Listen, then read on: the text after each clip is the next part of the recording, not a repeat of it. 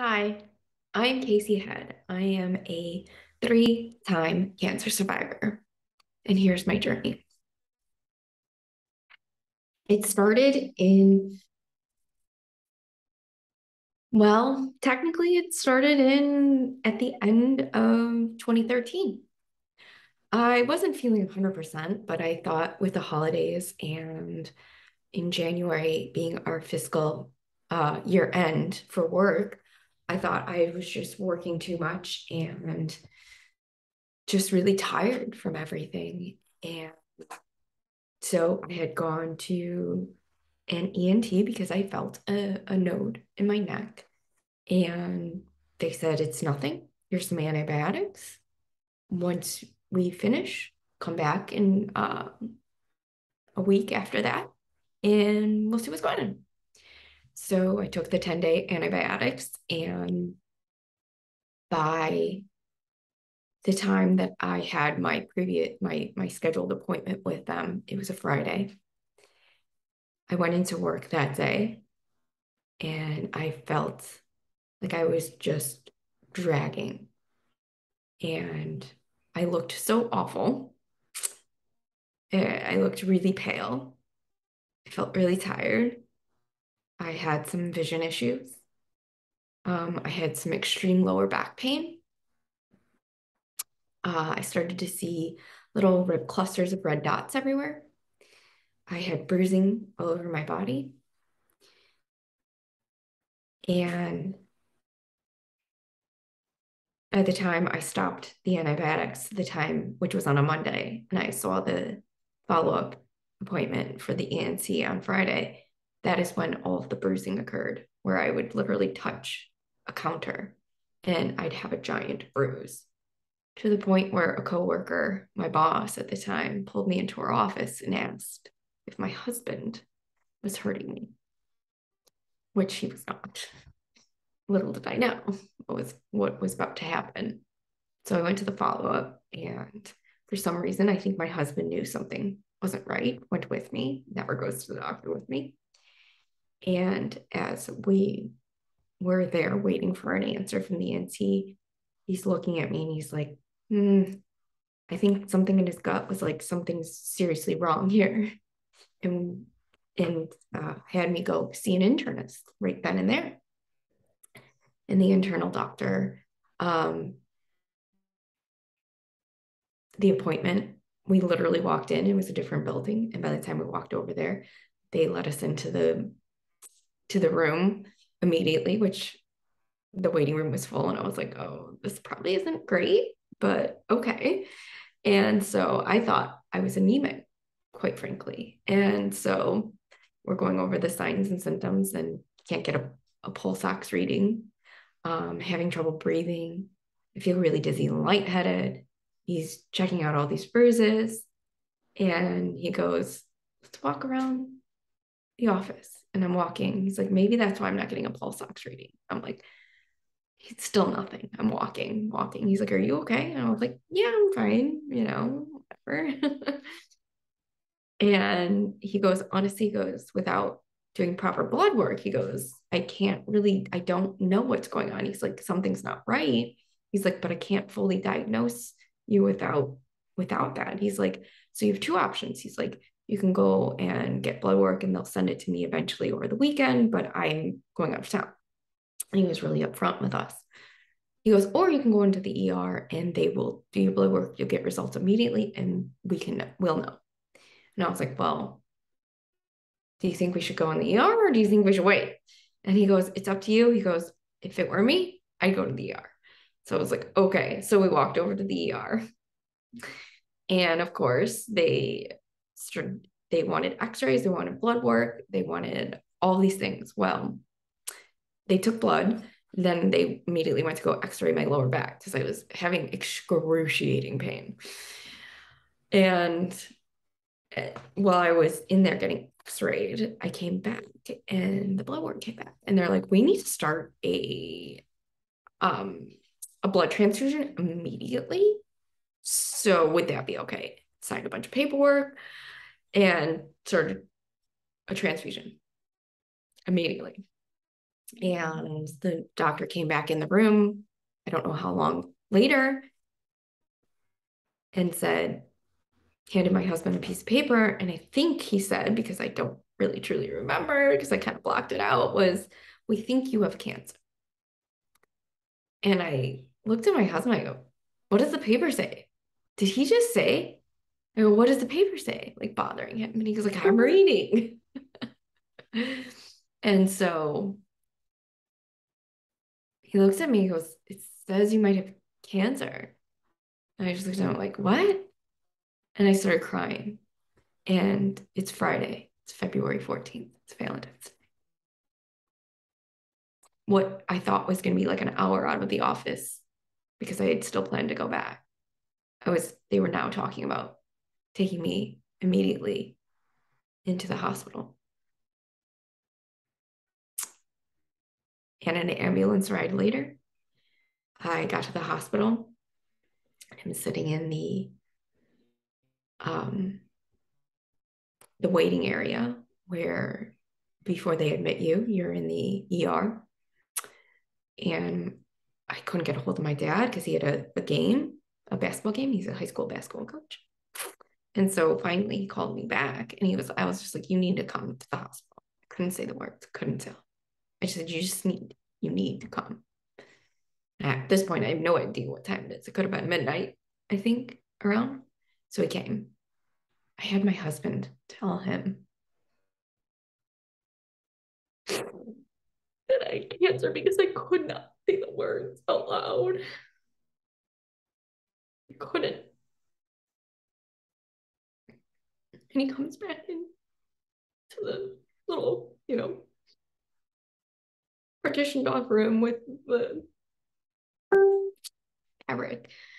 And he goes, it's okay. It's going to be okay. He grabs my hand. We just sat there and I cried. And then they were admitting me.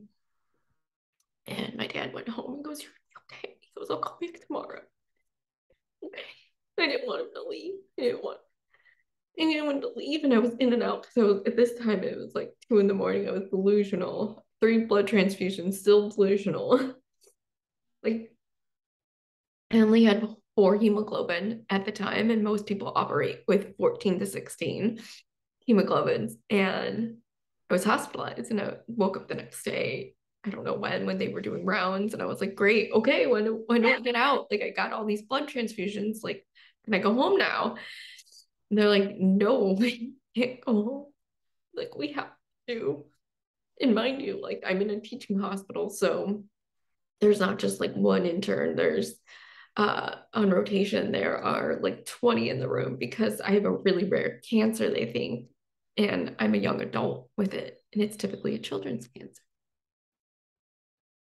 So it's really rare, and it's a teaching moment. My most vulnerable is a teaching moment. And they were like, we need to confirm it with a bone marrow biopsy, but we're like pretty sure. We can't start chemotherapy until then. I'm like, whoa, what the fuck? What just happened? Like, oh, we have to do all these testing. So for the next 3 days, I don't really remember. I just remember testing and being in and out of like a state of like awakeness, I guess, for lack of a better word. And so then they come in and they do a bone marrow biopsy, three to be exact, because they thought they had missed the first time and pulled only cortical bone, which is like regular bone, because bone marrow, it's supposed to look like a bloody piece of wood, and it looked like a skeleton, like completely white. And they were like, that's not right. I was that sick where my bones literally had no blood in them. They actually were wondering how I was still alive at that point and functioning. Like, I had gone to work the day before. So they did another one. He goes, oh, because I know I didn't miss twice. Pulls another one regardless, because they just wanted to triple check. And he goes, well, I know I didn't miss the third time. He goes, so we're just going to test this and see.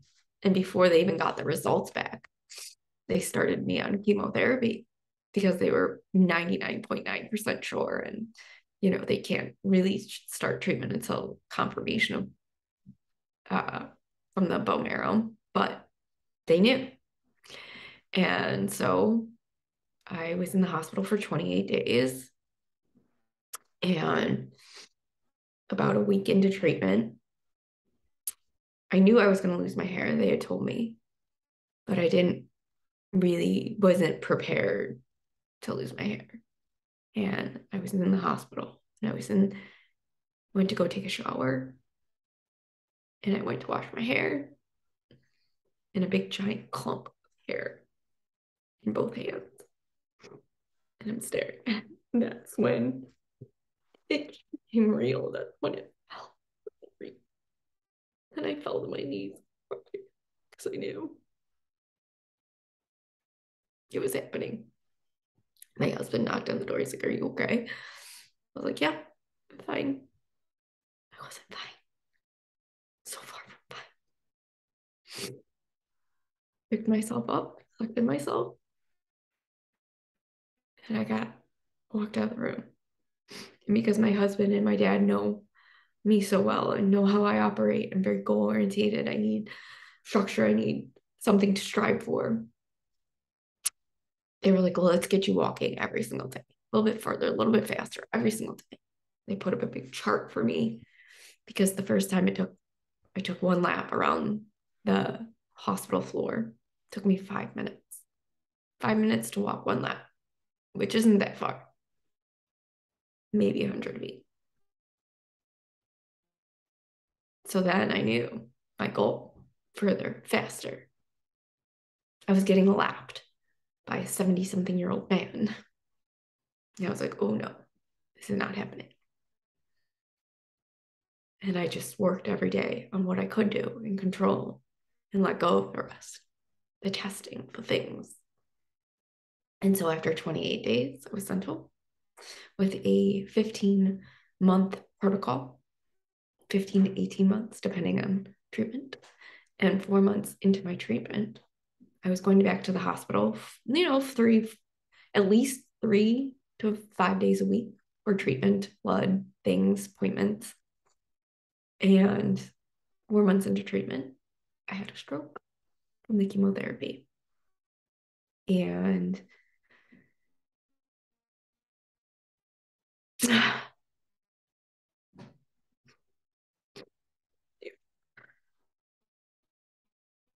I don't remember a lot from that. I ended up having a stroke and seizures, and I had a complete paralyzation on my left side as a result. And in the midst of doing chemo, I had to relearn how to walk, use my entire left side, eat, cognitively think. And it was the most physically challenging point for me and pushed me to limits I didn't know I had, and to a level of humbleness that no one should have to experience. My husband literally had to wipe me, bathe me from a child. And 2 weeks in, a week in the ICU and 2 weeks in the rehab hospital, we begged to get out because I could not be there in the rehab hospital anymore. And because you share a room in the rehab hospital, and it's the most uncomfortable you can be with someone else inside of a room next to each other. And I'm sitting there in rehab 5 days a week for 8 weeks, 3 hours every single day, learning how to do basic functions with my left side while still going through treatment. It was the most physically challenging experience throughout the journey. So I recovered And I'm so freaked out that I decided in my head it'd be a great idea to go back to work. I just wanted to feel normal. I wasn't in remission yet, but I wanted to feel normal. So I went back to work. Not a great idea. And I finally got into remission and I finished chemotherapy the next year, like a year and a half later. And 7 weeks after that, I relapsed again. And they said, your cancer's back. And I knew, this time I knew something was wrong. I did not want to face the reality of what I was going to have to endure. So I waited and waited until I couldn't wait anymore. Because I knew once I called, asked for blood work, it was like starting from 0 again. And so we went, they were like, we need to put you in the hospital again immediately. Okay. We're gonna try. We're gonna try something else. The chemotherapy, your body, you're not responding to chemotherapy. We have an immunotherapy or we have a clinical trial. We're like, okay, well, which one? We're not the doctors here. Which one should we do? And my husband and I decided to do the less aggressive route because it would not disqualify us from still doing the clinical trial if we should need. So did the immunotherapy, blinatumomab, sent me into a cytokine release storm, which is when your body basically attacks itself and tries to kill itself from the inside because it thinks there's an outside parasite or predator that it needs to kill. So my body was killing itself. For 3 days, I was in and out of consciousness, fighting 105-degree fevers. I didn't know it was 3 days because I thought it was 5 minutes. My husband was like, nope, it was 3 days straight, basically 24 hours for 3 days. And then finally, I just woke up one day and was fine. And they wanted to put me in the ICU. And I said, no, I'm okay. I didn't know I was okay, but I was like, I'm not going to the ICU. Nope. I just knew I wasn't doing it. So they were like, okay, that didn't work. Let's get you on a clinical trial. Did all the things for a clinical trial, right? It's a lot of testing, everything, imaging, testing, everything, echo, cardiogram, all of it. And part of this trial was taking out my blood, spinning it, re-engineering it, and then putting it back in me. And a week before I was supposed to start this clinical trial, mind you, I'm a month and a half in the hospital now, it was shut down. They were like, you're not going on it because it doesn't exist anymore. Too many people, unfortunately, pass away. I said, okay, fine. What are our other options? They're like, well, we have one. It's a clinical trial at another hospital and it's full. We can't get you in. What?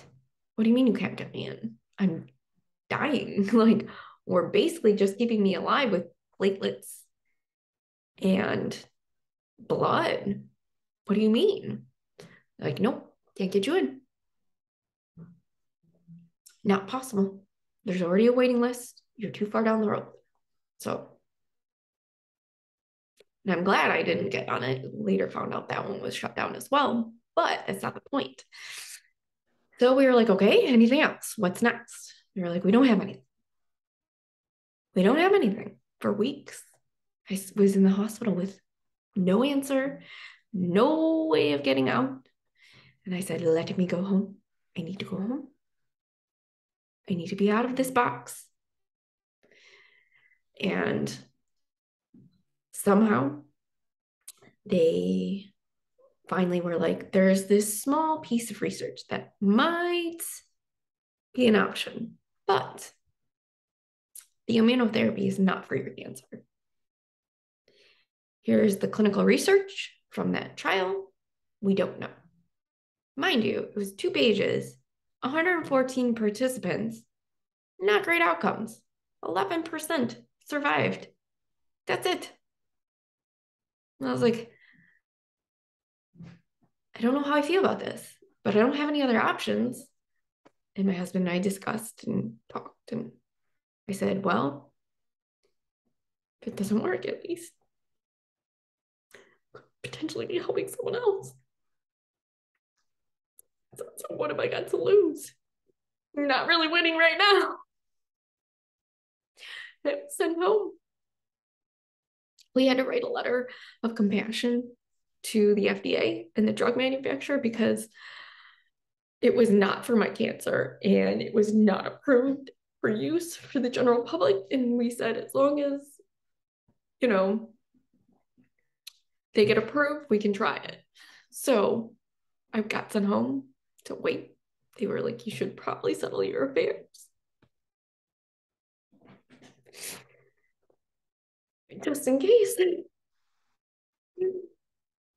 And I had some of the hardest conversations I've ever had in my life with my dad, with friends. And there's an art to telling people you're gonna die. There's an art to telling people, sharing with people that you might not be alive. And there's an art to it comes.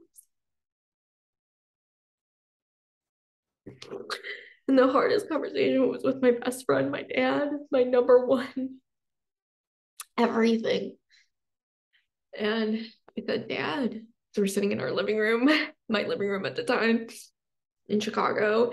And I said, you know, I might not make it as we're watching Law and Order together. Because he came over every single day that I was sick. And he goes, I know. He goes, sometimes we don't all make it to the end. And I fought back tears. And I fought back sobbing because all I wanted him to say was everything was gonna be okay. Everything was gonna be okay. And he couldn't give it to me because he couldn't say it without the utmost confidence that everything was gonna be okay. And at that time, what I didn't realize is he himself was dealing with the realization that his daughter might die. And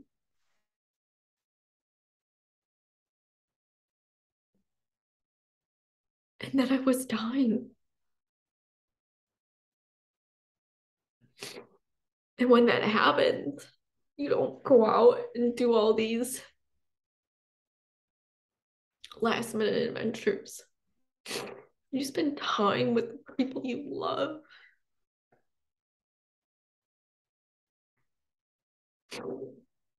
You spend time with ones that were there for you.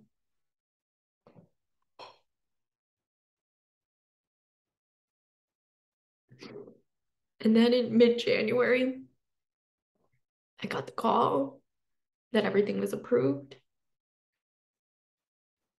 and that I would be receiving this immunotherapy, and we didn't know if it would work, and we didn't know the side effects, and we didn't know what was going to happen. And we signed the letters of risk, and we got this $250,000 dose, each dose for free because we donated the research back to them. 4 rounds of that later, and they said, you've achieved enough remission to where we can now get you into a stem cell transplant. Back into the hospital I went. More chemotherapy, 10 rounds of total body radiation. And they were like, you are ready to go for your stem cell transplant. And your brother is 100% match. He was my donor, my older brother. Fucking saved my life. And I told, still settled all my affairs still because we didn't know if it would work. And the day of the transplant, I was terrified. I was so scared because we had heard stories of graft versus host. We had stories of all these complications, all of these things, and I was terrified. And it happened. And we're like, okay. So then my body starts to freak out with a lot of graft versus host disease, which is basically like your body's fighting for who's going to dominate. Is it my brother or is it me? Is it my brother or is it me? My body lost. My brothers won, thankfully. And there were some gnarly side effects, mouth sores, skin issues, shedding, like peeling skin like a snake. All of these things, gross things you don't wish upon anyone.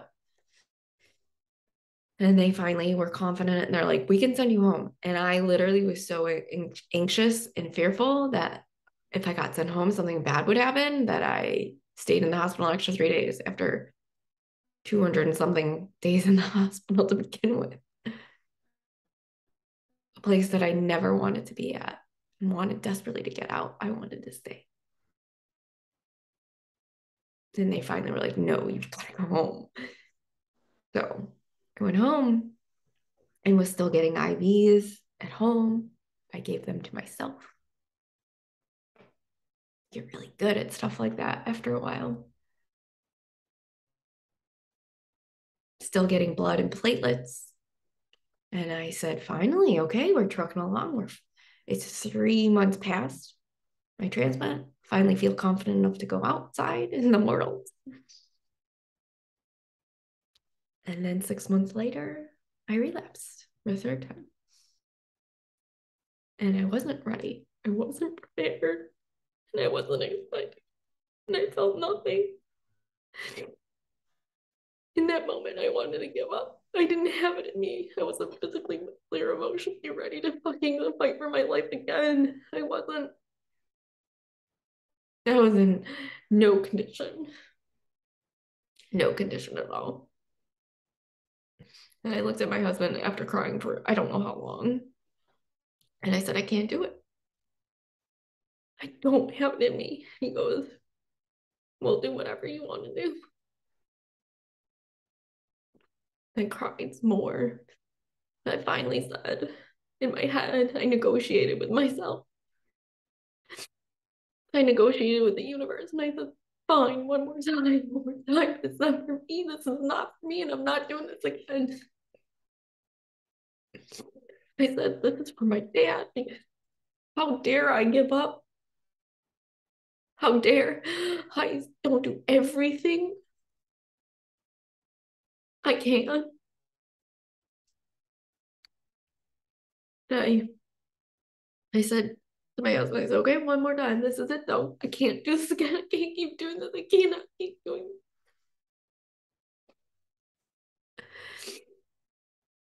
this. And we did another round of the immunotherapy because they said it's a less aggressive route. We wanted to save the stem cell transplant as a back pocket because we know it worked to a certain degree and they didn't want to use that again because you can only do so many apparently. I don't really know the science behind it. And 4 more rounds of this immunotherapy, and I've been in remission ever since. And every time I go to the doctor, my oncologist, still to this day, 5 years later, pats me on the shoulder and goes, in her thick Russian accent, baby, we're just lucky you're alive. 5 years later. And I share that with you because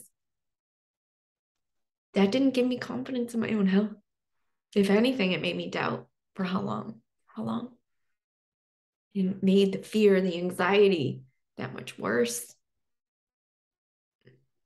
Because now I was dealing with, they told me to go live, but I don't exactly know how to do that because I've only identified as a cancer patient for the last 5 years. I don't know what that looks like again to live this life. I don't know what happiness is except for just not feeling like complete garbage. I don't know what this new normal is. Do I go back to work? Do people go back to work? I don't know. The most devastating part is, as we all know, the appointments don't just end. I'm still going quite frequently. And they're doing blood work quite frequently because they were like, oh, fingers crossed.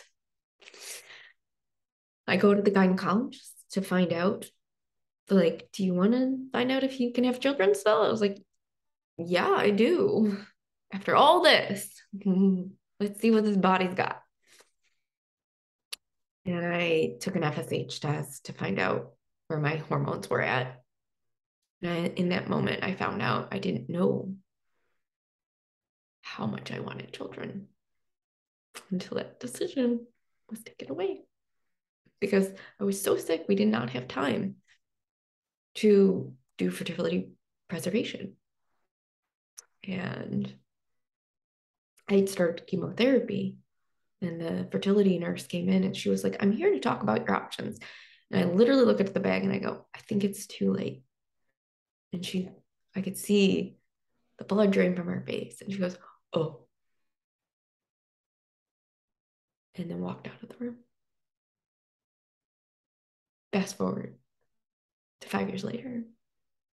My journey was 5 years of treatment, in and out of the hospital, surviving every single day. And they told me, and it was like a gut punch or like being kicked when you're already down. And I was like, sure, steal one more thing away from me. You stole everything, my body, my mind, my emotions.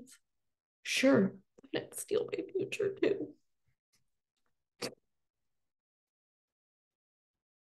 And in that moment, I didn't know how much that would mean to me until I found out. And so, as you can imagine, I was lost and confused and overwhelmed. I was angry. I was tired. I was frustrated. I was everything but feeling happy, feeling grateful, feeling alive, feeling anything. I was exhausted. And then to try and figure out this new normal was not easy. And I fucking broke down because of it. I had a nervous breakdown. The hardest part wasn't survival, it was surviving. It was surviving. It was learning how to live again and not be angry. Learning how to take these lessons that I've been given and be grateful for them. A sentence that I would never have said prior to cancer or even after treatment 5 years ago. I would have never said I was grateful for any of that journey.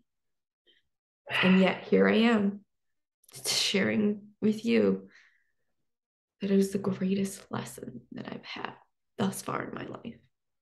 Not a lesson I'd like to learn again, but a lesson. And I'm taking everything that I've done to get myself into a place where I can be grateful, where I can live this life and with purpose and meaning without anxiety or fear.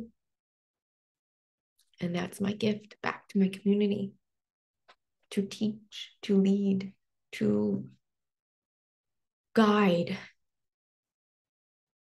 us all to where I am today, living life without fear, physically in better shape than I've ever been in my life, mentally unstoppable, despite everything that I had endured. And that is my purpose and my passion. And that is what lights me up and gets me up every single day to go, this is a fucking great day. This is the best day. And I'm going to connect with someone and help someone. And this is it. This is wonderful. That's the beauty that I see now. In it, I was overwhelmed and anxious. And just flat out overwhelmed and exhausted. I felt like a shell of who I was. And now I know exactly who I am and what I am doing and the purpose it serves. The hardest part for me wasn't what I endured, it was surviving and learning how to live again and to embrace this new normal. A normal that I would never expected to have to do, to live, to change, to grow, to expand from. in my life. And there are so many lessons that I've learned. So many lessons. And I can't wait to share them with you. Every single one. Because together we are stronger and together we can rise from this. This does not have to be the end of the journey. This can be the beginning. It can be the beginning of something beautiful that you never expected, that I never expected. I'm living a life that's far greater than I could have ever imagined in those dreams that were keeping me going all through those 5 years. It's so much better. And I never thought it would be this way. And that's what I want for you. That is still the short version of my journey, even though it sounds long. We can rise again despite what we've gone through. The resiliency is within us, and we hold that. It's time to reclaim your power.